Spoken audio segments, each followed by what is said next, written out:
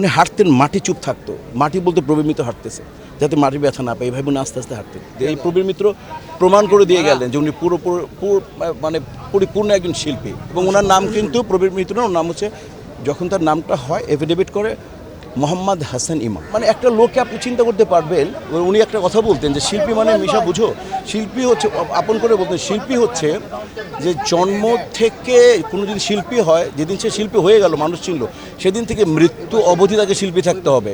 ক্যারিয়ারে খালি শিল্পী থাকলে হবে না, একটা যে শিল্পী হবে, যে আর্টিস্ট হবে, তাকে মৃত্যু অবধি। এই প্রবীর মিত্র প্রমাণ করে দিয়ে গেলেন যে উনি মানে পরিপূর্ণ একজন শিল্পী। এবং এবং এই মৃত্যু মানে শ্বাসটা যাওয়া পর্যন্ত শিল্পী ছিলেন। এটা অনেকে মেনটেন করি না আমরা, যখন আমরা ক্যারিয়ারে থাকি সব ভুলে যাই অনেক কিছু, কিন্তু না, উনি প্রমাণ করে গেছেন উনি পরিপূর্ণ একজন শিল্পী। তার নিয়ন্ত্রিত লাইফ আমাদেরকে অনেক বেশি ইন্সপায়ার করে যে দাদাকে মতো কথা বলি, দাদার মতো চলি। যাই হোক, আমি দাদা রুর মাগফিরাত কামনা করি, আল্লাহ তাকে বেহেশতের উত্তম জায়গায় স্থান দিক, এবং তার শোক পরিপূর্ণ পরিবারকে আল্লাহকে সহ্য করে তৌফিক দান করুন। তবে সবাই তার জন্য দোয়া করবেন। সানবিট সব দিবে সামাল। সানবিট ম্যাজিক প্রেস ডিশওয়াশিং এর মাথা ঘোরানো সলিউশন।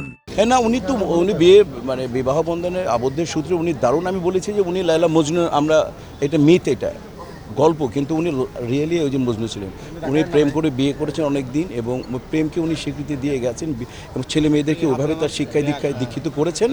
এবং উনি ভাবি অসুস্থ ছিল, উনি যে কী পরিমাণে দেশ বিদেশে ট্রাই করেছেন বলে বোঝাতে পারবো না।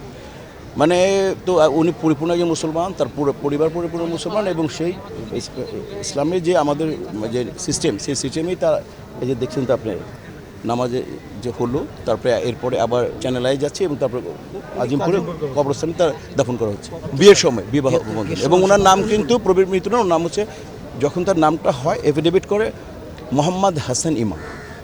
তো আমরা যদি ভুলটা যাতে না করি, ঠিক আছে, দোয়া করি।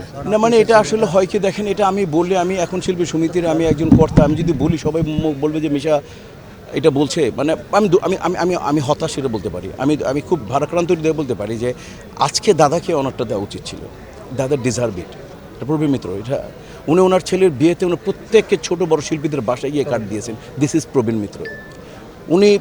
উনি হাঁটতেন, মাটি চুপ থাকতো, মাটি বলতে প্রবীর মিত্র হাঁটতেছে যাতে মাটি ব্যথা না পায়, এইভাবে উনি আস্তে আস্তে হাঁটতেন।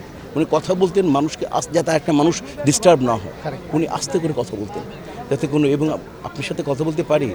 মানে আমি কী বলবো, ইঞ্জিনিয়ার, আমি ওনাকে ডিরেক্ট ইউনিভার্সিটি বলি। হ্যাঁ, উনি শ্রদ্ধেয় মানে লেজেন্ডারি নবাব তো হচ্ছেন আনোয়ার হোসেন, তারপরে উনি উস্তাদ ডাকতেন, গুরু বলতেন আনোয়ার হোসেন সাহেবকে। তার শিষ্য হিসেবে উনিও নবাবকে মানে আর কি বলবো যেন প্রবাহমান করে গেছেন। প্রযোজক হচ্ছে এই যে ভাইগিনা দাঁড়ানো, ওরা কিন্তু প্রদীপ বাবু, বাবা তো ও প্রডিউসার, কিন্তু ওই ছবির এটি না, উনি করেছেন।